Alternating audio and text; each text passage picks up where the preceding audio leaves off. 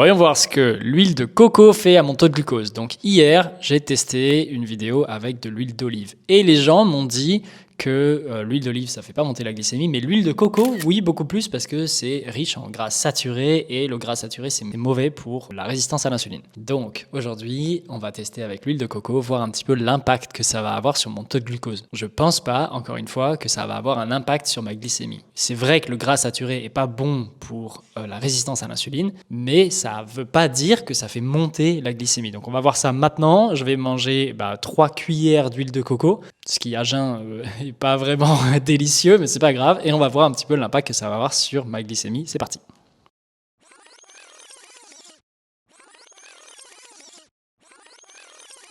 Donc ça fait 2 heures que j'ai mangé mes 3 cuillères d'huile de coco et on va regarder sur le glucomètre, voir un peu l'impact que ça a eu sur mon taux de glucose. C'est vraiment très différent de l'huile d'olive.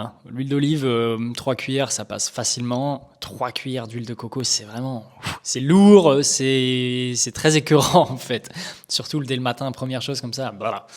Au fait, j'ai vu qu'il y avait pas mal de gens dans les commentaires qui demandent quelle appli j'utilise pour analyser mes repas. Celle que j'utilise s'appelle Sugar AI. Donc c'est vachement simple, tu prends en photo ton plat et ça te donne le détail nutritionnel, les calories, les sucres, les macros, tout ça. Donc, c'est pas toujours 100% parfait, mais honnêtement, je trouve que c'est très important de garder un historique de tout ce qu'on mange et de savoir en détail ce qu'on mange. Du coup, moi, je trouve ça très utile. Donc, on voit que, encore une fois, ça a zéro impact. Et encore une fois, d'ailleurs, comme l'huile d'olive, ça a même une réduction sur la glycémie un petit peu plus tard. Donc, ça ne veut pas dire que je vous conseille de manger de l'huile de coco comme ça dès le matin. C'est pas très bon pour la santé. L'huile de coco, il y a plus de gras saturé que l'huile d'olive.